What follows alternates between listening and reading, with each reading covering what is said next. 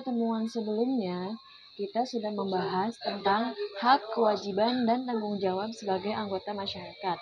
Nah, sekarang Ibu akan mengulang ya. Hak merupakan segala sesuatu yang menjadi kewenangan atau kepemilikan bagi setiap orang dan bersifat mutlak. Contohnya, pekerjaan yang layak, perlindungan hukum, dan mendapatkan lingkungan sekitar yang bersih. Kewajiban merupakan sesuatu yang harus dilaksanakan.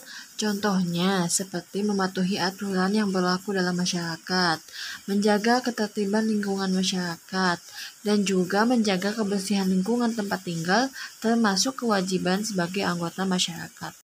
Selanjutnya yaitu tanggung jawab. Di sini kita harus melaksanakan kewajiban kita dengan penuh tanggung jawab. Tidak hanya sebagai anggota masyarakat, kita juga harus melaksanakan kewajiban kita dengan penuh tanggung jawab sebagai pelajar, di mana kita tidak boleh terlambat, datang tepat waktu, selalu mengerjakan tugas yang diberikan oleh guru, dan selalu mematuhi peraturan yang ada di sekolah. Selanjutnya yaitu bahasa Indonesia, menggali informasi dari teks cerita pendek. Apa yang dimaksud dengan cerita pendek? Cerpen atau cerita pendek adalah salah satu jenis prosa yang isi ceritanya bukan kejadian nyata dan hanya dibuat-buat. Dalam menggali informasi dari teks cerita pendek, kita harus mengetahui unsur-unsur intrinsik cerpen.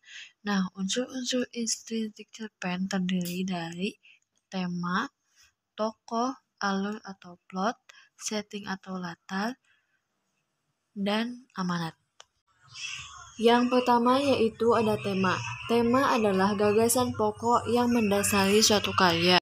Adapun contoh tema cerpen yaitu lingkungan, kesehatan, persahabatan, pengalaman, dan komedi.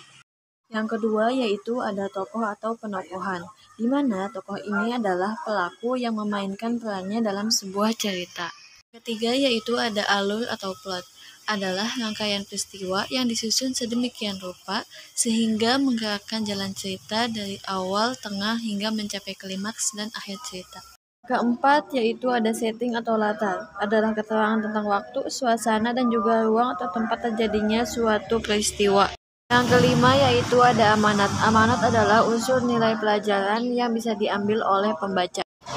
Selanjutnya itu ada IPS, pengaruh kegiatan ekonomi terhadap kesejahteraan masyarakat. Ekonomi adalah ilmu tentang asas-asas produksi, distribusi, dan pemakaian barang atau jasa serta kekayaan. Nah, dalam bidang ekonomi terdapat 3 kegiatan mendasar, yaitu produksi, distribusi, dan konsumsi. Produksi adalah kegiatan yang dilakukan seseorang untuk menghasilkan sebuah benda atau barang untuk memenuhi kebutuhannya. Contoh kegiatan produksi adalah pengrajin mebel yang merubah kayu menjadi kursi atau meja. Contoh kegiatan produksi yang lainnya yaitu pada pabrik konveksi, di mana pada pabrik konveksi ini membuat atau memproduksi pakaian. Pengrajin mebel dan pabrik konveksi yang melakukan kegiatan produksi disebut dengan produsen. Kemudian, pakaian hasil produksi disalurkan ke toko pakaian untuk dijual kepada konsumen.